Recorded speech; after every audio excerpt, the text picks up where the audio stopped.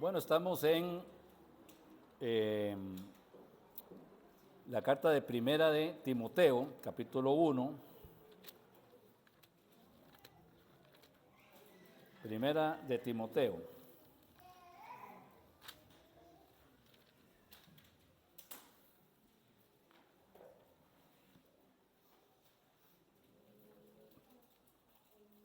Para poder enseñar la palabra de Dios es necesario leer lo que el Señor quiere que se enseñe, meditar en eso, hacer preguntas, mantenerse en la idea, ¿qué es lo que el Señor está diciendo acá? No hacer conclusiones personales o humanas, porque eso simplemente no sería lo que Dios dice, sino lo que el maestro diga, para que sacando lo que el Señor quiere decir pueda bendecir a las personas que están. En el tema del día de hoy vamos a tocar algo sobre el homosexualismo, pero vamos a verlo con la intención que el Espíritu Santo quiere mostrar acá. Yo sé que hay gente que son enemigos de los homosexuales y aprovechan la palabra de Dios para ofender a los que practican el homosexualismo. Y no es que el homosexualismo no sea pecado, claro que es pecado, lo entendemos bien, pero Dios nos mandó a predicar el evangelio a todas las criaturas, inclusive a aquellas que cometen un pecado que para mí es abominable, y algunos que dicen, es que esta gente no tiene salvación. Están equivocados porque Cristo vino a morir por todos los pecadores. Vamos a leer desde el verso 1, porque hoy es importante leerlo desde el verso 1 hasta terminar el capítulo. Leámoslo. Dice: Pablo, Silvano y Timoteo. Estoy en Tesalonicenses, perdón. Estaba cerca. Listo. Pablo, apóstol de Jesucristo, por mandato de Dios nuestro Salvador y del Señor Jesucristo nuestra esperanza, a Timoteo, verdadero hijo en la fe, gracia, misericordia y paz de Dios nuestro Padre y de Cristo Jesús nuestro Señor. ¿A quién le están escribiendo la carta? A Timoteo. Para que Timoteo enseñe a la iglesia. La carta no se la están escribiendo a personas que no tienen a Cristo, sino a personas cristianas. El mensaje para las personas que no tienen a Cristo se llama evangelio. Se les llama al arrepentimiento. Así que el texto no es para ofender a los pecadores. Es un texto que el apóstol le está enseñando a Timoteo para que sepa cómo guiar a la iglesia en referencia también a los pecadores. Como te rogué que te quedases en Éfeso cuando fui a Macedonia, para que mandases a algunos que no enseñen diferente doctrina, ya todo esto lo hemos estudiado, ni presten atención a fábulas y genealogías interminables que acarrean disputas más bien que edificación de Dios, que es por fe, así te encargo ahora.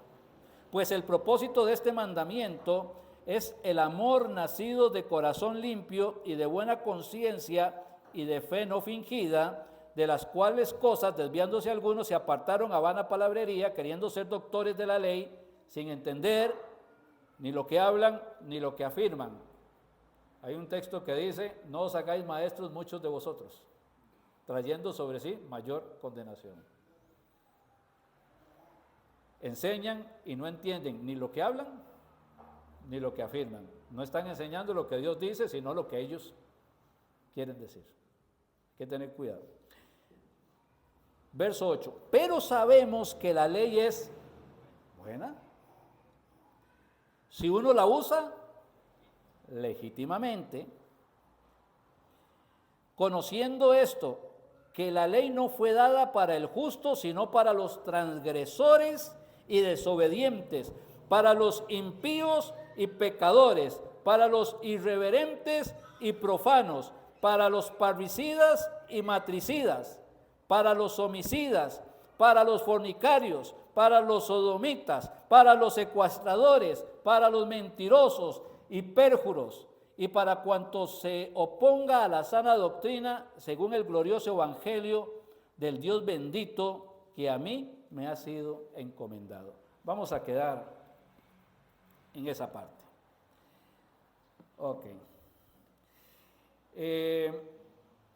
Entonces, número 1. ¿Dios ama o no ama al pecador? Pero hay gente que comete homicidios. ¿Dios los ama? Parricidas, dice aquí el texto. O sea, que asesinan a los padres. ¿Dios los ama? Matricidas, homicidas, secuestradores, fornicarios, adúlteros. La palabra que se usa aquí para homosexuales es sodomita. ¿Dios los ama? ¿Cómo cuesta responder, verdad? ¿Qué dice la Biblia? Porque de tal manera amó Dios al mundo, que ha dado a su Hijo unigénito, para que todo aquel que en Él crea no se pierda, mas tenga vida eterna. Ahora, que Dios ame al pecador y que envía a su Hijo amado a morir en la cruz del Calvario para que este pecador sea salvo, no quiere decir que Dios ame el pecado. No nos confundamos.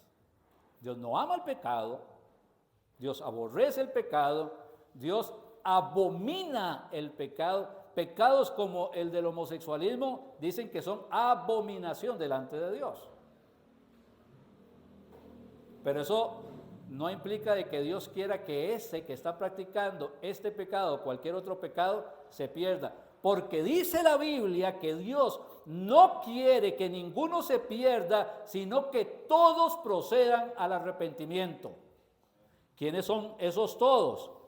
Bueno, dice la palabra del Señor: transgresores, desobedientes, impíos, pecadores, irreverentes, profanos, parricidas, matricidas, homicidas, fornicarios, sodomitas, secuestradores, mentirosos, perjuros y todos los que se oponen a la sana doctrina.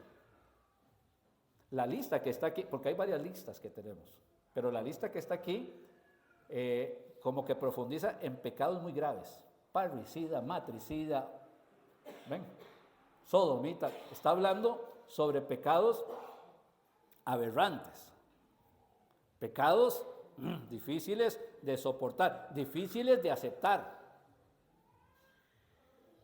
Porque hay personas que piensan que Dios sí puede perdonar a aquel que tiene una vida pues más o menos santa, que es socialmente bueno. No, el Señor ama al pecador por terrible y desgraciado y profundo y abominable que sea su pecado. Y Dios quiere tomar a esa persona, darle salvación y vida eterna, darle un nuevo corazón, darle una nueva vida, de modo que si alguno está en Cristo, nueva criatura es, para hacer de ese un hijo de Él para la gloria de su nombre, luz del mundo, sal de la tierra, etc. ¿Quién es el que más ama? Al que más se le perdona. ¿Ven cómo se complementa la Biblia? Cuando lo vamos diciendo, todo va diciéndonos, Dios no desprecia lo que la gente está despreciando. La sociedad no desprecia a los homosexuales, los aplaude. Pero la iglesia tiene una actitud de despreciarlos. No estamos de acuerdo con el homosexualismo, es pecado, seguiremos insistiendo, predicando que es pecado, no es permitido delante del Señor. Pero un creyente no puede odiar ni al homosexual, ni al matricida, ni al parricida, ni al homicida, ni al fornicario, ni a nadie. Porque el amor de Dios fue derramado en su corazón por el Espíritu Santo que le fue dado. ¿Qué pasaría si alguien lo llama a usted, es un homosexual?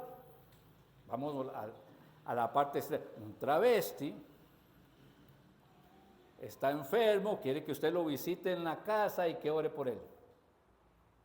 ¿Qué hace usted? ¿Va o no va?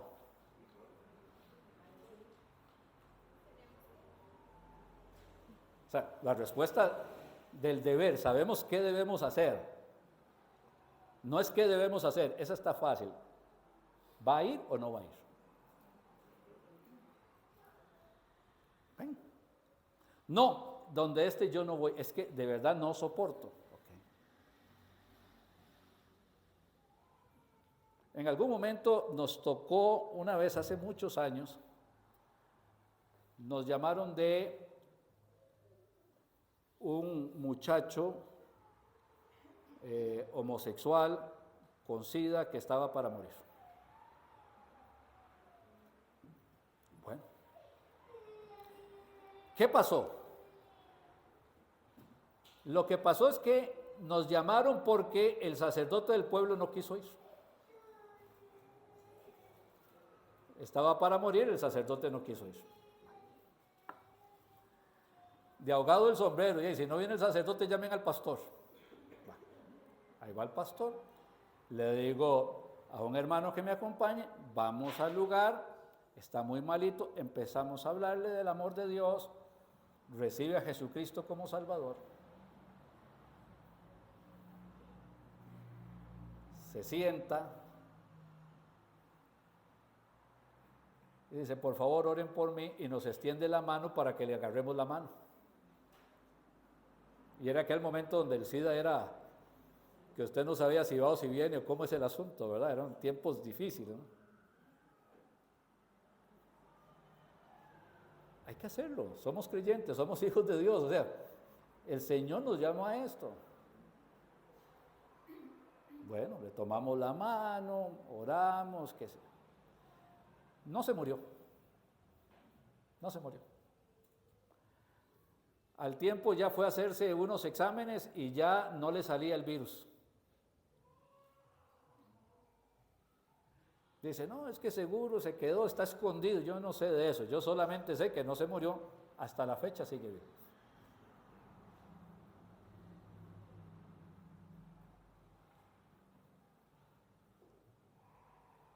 No podemos como iglesia rechazar a nadie. Y si viene alguien y entra ahí y viene y claramente es homosexual, ¿qué hacemos? Vamos a ser tan elegante, lo vamos a recibir tan bien que le vamos a dar una banca para él solo. Eso sería lo que habría que hacer. ¿O qué tiene que hacer la iglesia? Recibirlo. Si Dios lo trajo, es porque Dios quiere que escuche el mensaje, ¿o no? Nosotros como creyentes tenemos que tener muy clara nuestra posición cristiana. Puede ser que usted no se haya convertido del homosexualismo. Puede ser que su pecado haya sido otro. Puede ser que usted no haya sido parricida o matricida o fornicario o sodomita. Puede ser que no. Puede ser que su pecado sea otro. Pero su pecado también lo estaba llevando a la condenación eterna, ¿o no? Y Dios le amó y le perdonó. No lo merecemos, merecemos la condenación eterna. Siempre lo tengo claro, yo merezco estar en el infierno. Cristo me perdonó, me amó, me renovó, me limpió con su sangre preciosa, me hizo su hijo, soy templo del Espíritu Santo, sé que voy para la gloria eterna. No por mérito ninguno, por el amor de Dios. Todos los pecadores tenemos que entender eso y no andar señalando a otros pecadores porque yo soy más bueno que él, según mi estándar social.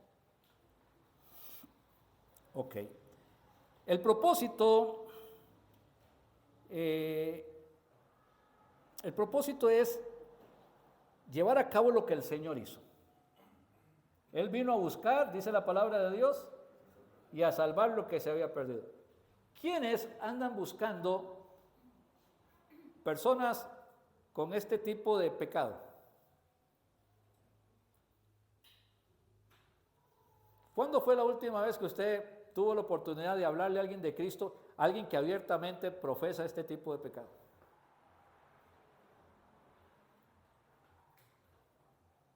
Ahora, en alguna ocasión, bueno, hay que tener límites y normas, ¿okay? Vino una persona que le conozco, que le amo, que le quiero muchísimo, estuvo desde pequeña acá con nosotros y ya en su adolescencia y adultez decidió ser homosexual. Entonces alguien dice, pero entonces ¿era cristiana o no era cristiana? Pues creo que no podía ser cristiana, ¿okay? Pero vino para un diciembre y estuvimos conversando y me dice, pastor, me gustaría tocar un corito de navideño en la iglesia. ¿Debía permitirle que lo hiciera? Pues en este caso no, o sea, tenemos que hablar. Tenemos que sentarnos a hablar. Hacerle un corito no le va a hacer ni más santa ni menos santa. O sea, necesitamos hablar de su condición. Eso es lo que necesitamos hacer. Yo tengo que tener claro cuál es mi idea. ¿Cuál es la idea de Cristo? Él vino a buscar y a salvar lo que se había perdido. Ese es mi interés con el parricida, con el matricida, con el fornicario, con el sodomita, con quien sea. Yo no puedo perdonar a este tipo de personas. Entonces usted no es salvo. Usted no es salvo. Porque uno de las consecuencias de la salvación es perdonar como fuimos perdonados.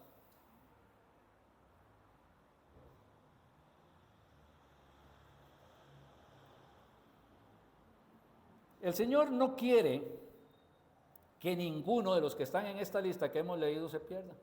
Porque usted sí, o porque yo sí, o porque el de afuera sí.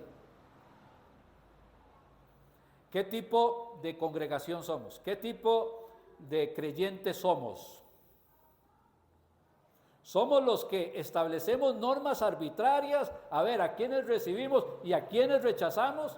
¿O simplemente somos obedientes a la palabra de Dios y tratamos con cualquier pecador sin importar cuál sea su pecado?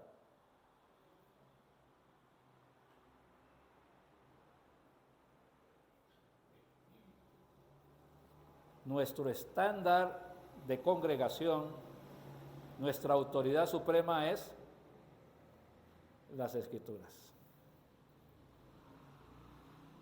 El primer mandamiento: amarás al Señor tu Dios con todo tu corazón, con toda tu alma, con toda tu mente y con todas tus fuerzas. Y el segundo mandamiento es semejante: amarás a tu prójimo como a ti mismo. Qué fácil es despreciar a una persona que a veces ni conozco, al vecino que me caía mal. Y ahora se pinta las uñas y se pone sombra.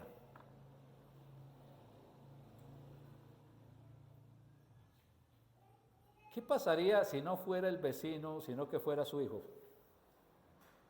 ¿Qué le parece? Jamás. Mi hijo, jamás. Bueno, que así sea, que su hijo jamás. Pero si fuera su hijo, ¿qué hace?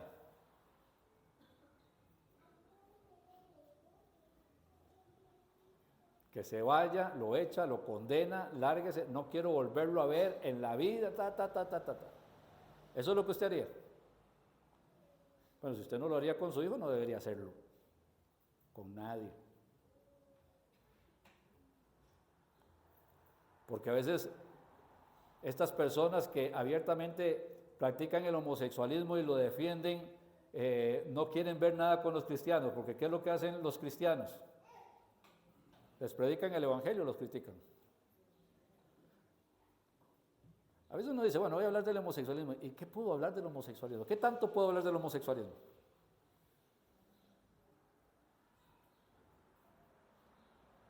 Es pecado, o sea, ¿qué más quiere que les diga? No, pero nos podemos meter en la parte científica, emocional, en las enfermedades, que todo, sí, claro que sí. Pero al final de todo, ¿qué es? Y como pecado debemos de tratarlo, como se trata cualquier otro pecado en las Escrituras. ¿Ok? Bien, qué interesante lo que dice el texto, volvamos al texto. Verso 8. Pero sabemos que la ley es buena. ¿Cuál ley está hablando? La ley de Dios, el decálogo, los 10 mandamientos, expresados en 613 mandamientos a lo largo del Pentateuco, de los 5 primeros libros y a lo largo de la Biblia. ¿Ok? Sabemos que la ley es buena si uno la usa legítimamente, porque hay gente que toma la palabra de Dios para beneficio personal. Conociendo esto, que la ley no fue dada para el justo, ya la ley no es para mí, ya yo soy justo, yo he sido justificado en Cristo, no porque soy bueno, sino porque Cristo es bueno y me ama y me perdonó, me ha justificado. Entonces ya la ley no me alcanza, ya la ley no me condena, porque Cristo recibió mi condena en la cruz del Calvario. ¿Okay? La ley no fue dada para el justo, sino para los transgresores y desobedientes, para los impíos y pecadores, los irreverentes y profanos, y todo lo que hemos ido leyendo. La ley fue dada para ellos. Usted dice, ve, la ley los va a condenar. Pero resulta que yo me voy al libro de Gálatas. ¿Por qué no me acompañan a buscar el libro de Gálatas capítulo 3? Es de esos versículos que quisiera que siempre lo tuvieran presentes. Gálatas capítulo 3. Vamos a estar en el verso 24.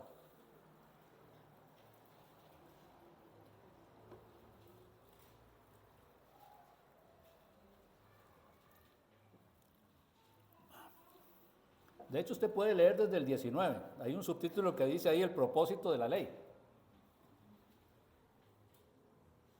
Leamos desde el 19. Dice, entonces, ¿para qué sirve la ley?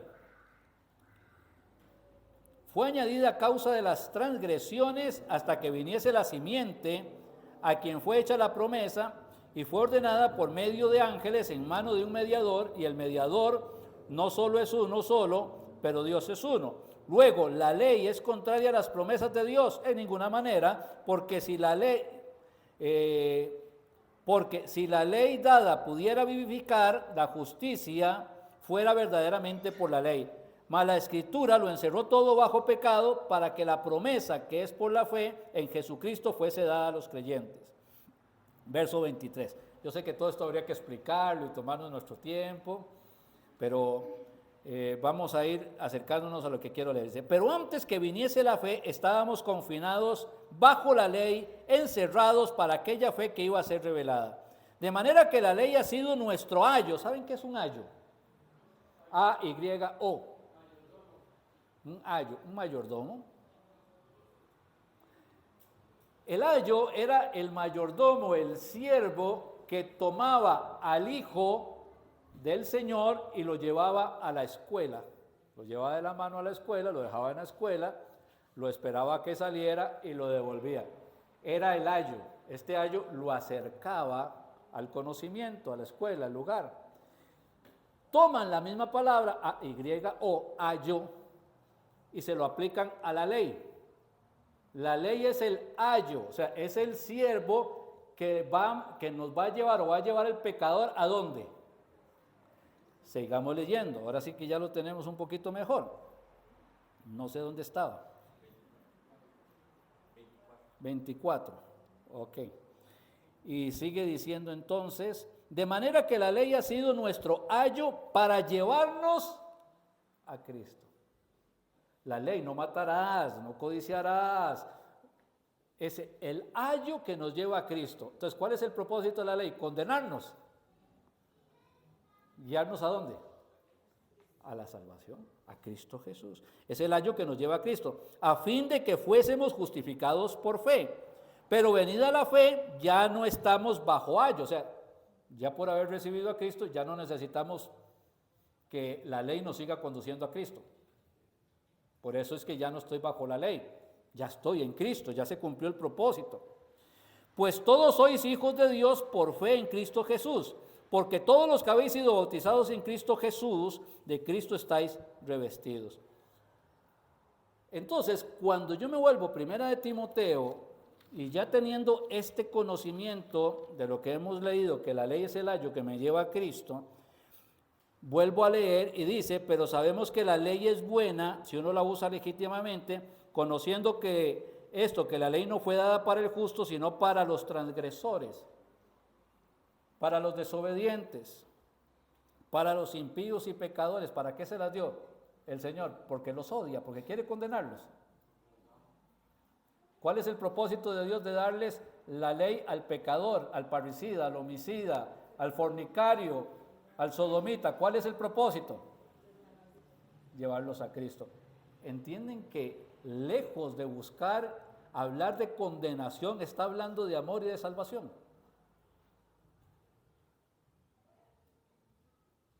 Y es que esta lista habla de esos pecados terribles, ¿verdad?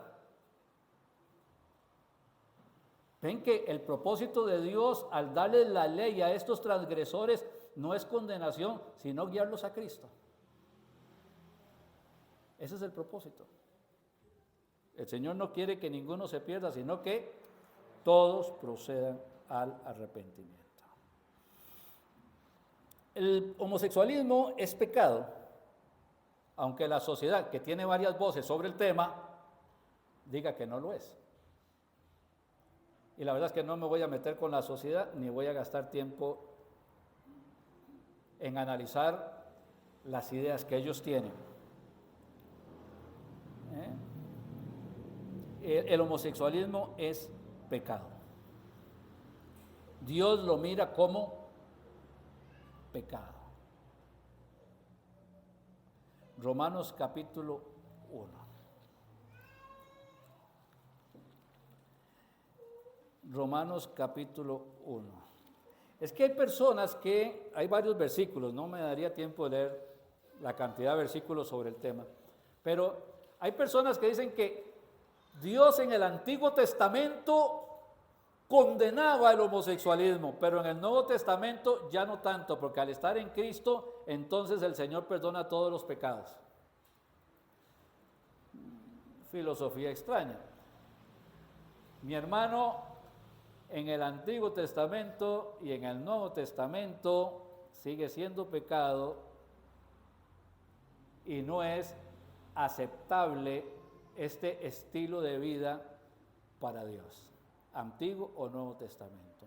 Y si usted escucha de alguna iglesia, de alguna congregación que aplaude, favorece, respeta, bendice, casa, hace matrimonios, con personas del mismo sexo, eso no es bíblico, eso es anatema, eso es un evangelio maldito, y podríamos seguirle poniendo más adjetivos calificativos que bien le cuadrarían como algo que va para la condenación y nunca para la salvación. No es una iglesia que predique la verdad, y lo mejor que podría hacer es salga de ahí, váyase, porque no está de acuerdo a lo que dicen las Escrituras. Aunque a muchos les va a gustar una iglesia así, y me permiten de todo. Había alguien que me decía, hermano, mira qué cosa más terrible, ¿qué pasó? Qué terrible. En una iglesia habían 2 matrimonios. Simplemente entre esos matrimonios cambiaron de pareja. El fulano se fue con la esposa del sutano, el sutano se fue con la esposa del fulano, dentro de la iglesia. Los 2 matrimonios permanecen en la iglesia y los 2 sirven en la iglesia.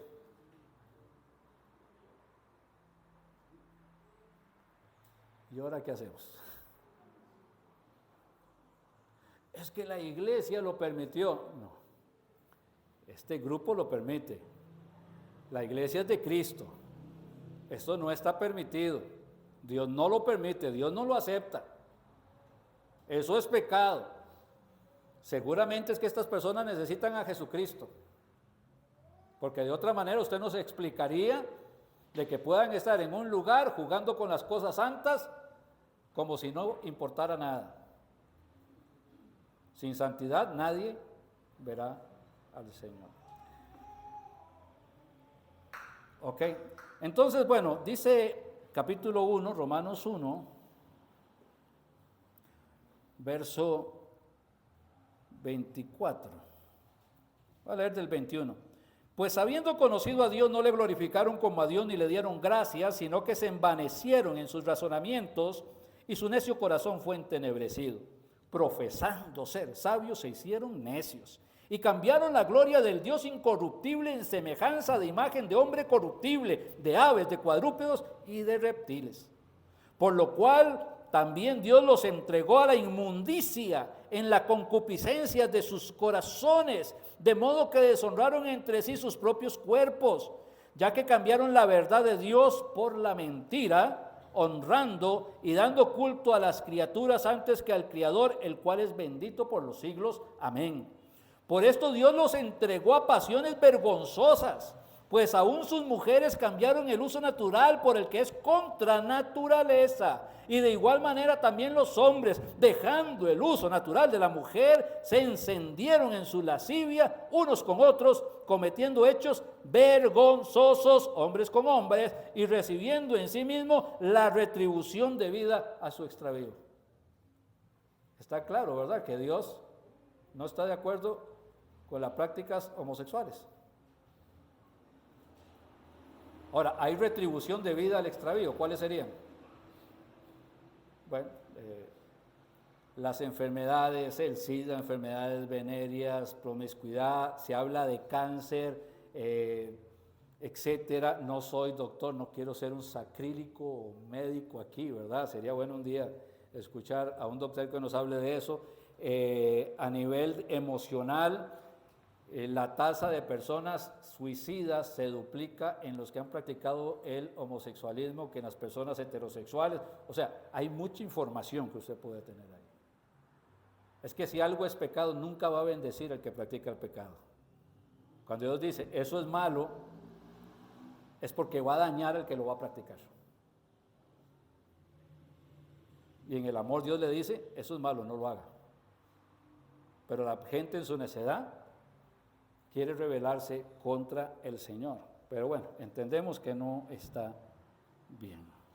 ¿Okay? ¿Por qué sodomitas?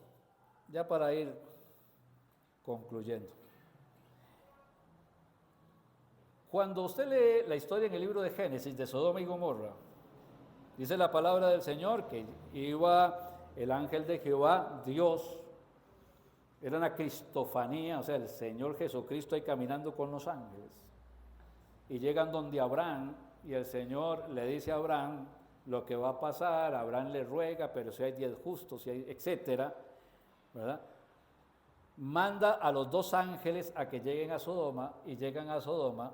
Lot los recibe, y cuando Lot los recibe, los pone en su casa.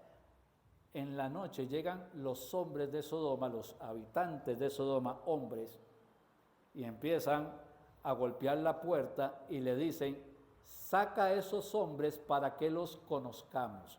El término conocerlo en las Escrituras es tener relaciones sexuales con ellos. Sáquelos. Como Lot se resiste, ¿verdad? Sale Lot, les dice no hagan esto, le quieren hacer violencia al varón y dice ahora te vamos a hacer más mal que a ellos. Porque en el homosexualismo hay una tendencia hacia la ira, hacia un comportamiento un poco más irracional en muchas de estas personas. Bueno, entonces vino el asunto y el castigo de Sodoma y Gomorra. Por eso se le dice a los homosexuales sodomitas, en relación a lo que pasó en aquella parte de la historia. Pero no era solo la ciudad de Sodoma, era Sodoma, Gomorra, Geboín, o sea, habían 5 ciudades que fueron destruidas. Las que más conocemos por nombre es Sodoma y Gomorra. Y el nombre viene de ahí. En el libro de los jueces, ya en los últimos capítulos, aparece un hombre que venía a buscar a su concubina, que lo había dejado, y él fue a buscarla, la encuentra, se la trae y llega a una aldea, a una ciudad de la tribu de Benjamín. Entra ahí, los recibe un señor, y cuando es de noche, los benjamitas que ya estaban contaminados de pecado, llegaron y le tocaron la puerta al hombre y le decían: saca a esos hombres, porque iba él y el siervo y la concubina, pero él saca a esos hombres para que los conozcamos. El dueño de la casa le dice: no hagan tal vileza.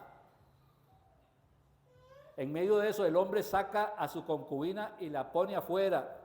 Yo cuando leo, hay capítulos que me cuesta, lo leo con mucho dolor, de verdad, con un dolor profundo de alma. Saca a la mujer y esta mujer la violentan toda la noche y en la mañana está muerta.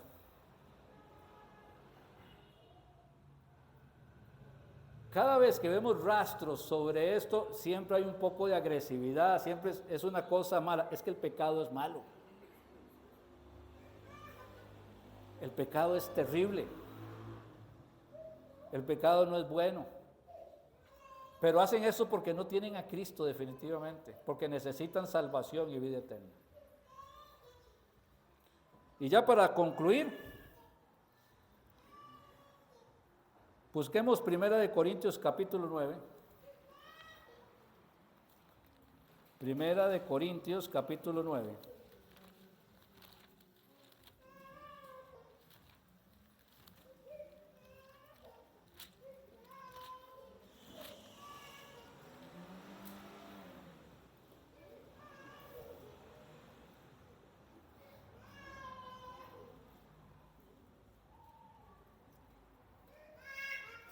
Perdón, 1 Corintios 6. Wow. Ya decía yo, perdí el texto, ahora sí que hago. 6. Dice la palabra del Señor, verso 9. ¿No sabéis que los injustos no heredarán el reino de Dios? No erréis, ni los fornicarios, ni los idólatras, ni los adúlteros, ni los afeminados, ni los que se echan con varones, ni los ladrones, ni los avaros, ni los borrachos, ni los maldicientes, ni los estafadores heredarán el reino de Dios. ¿Vio la lista? No eran solo los homosexuales, ¿verdad? Pero vea lo que dice el verso 11.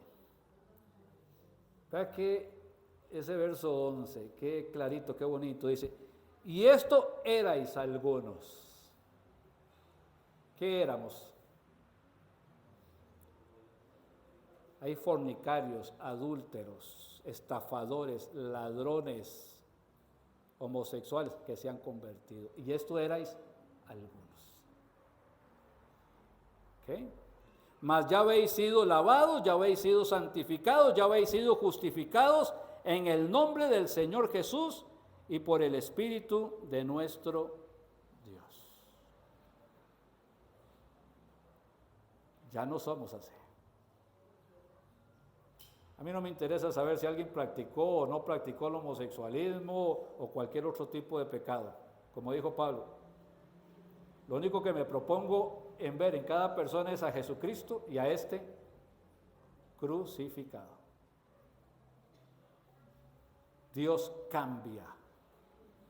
a los que lo reciben como Salvador. Dios cambia, transforma, le da una nueva vida a quienes reciben a Jesucristo como Salvador. Las cosas viejas pasaron, toma todos los pecados y los echa en lo profundo de la mar y no se acuerda más de ellos. Y se empieza una nueva vida para la gloria y honra de su nombre.